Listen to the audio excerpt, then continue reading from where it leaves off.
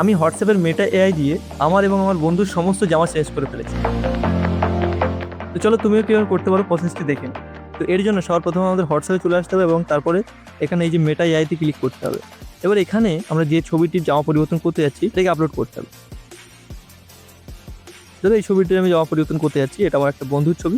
তো এবার এখানে আমরা লিখবো যে আমাদের এই জামাটা পরিবর্তন করে আমরা কী জামা চাচ্ছি।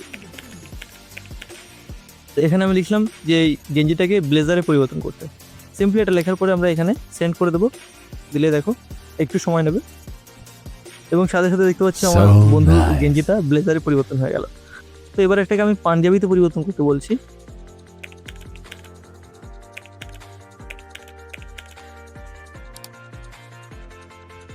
তো একটু সময় নেবে।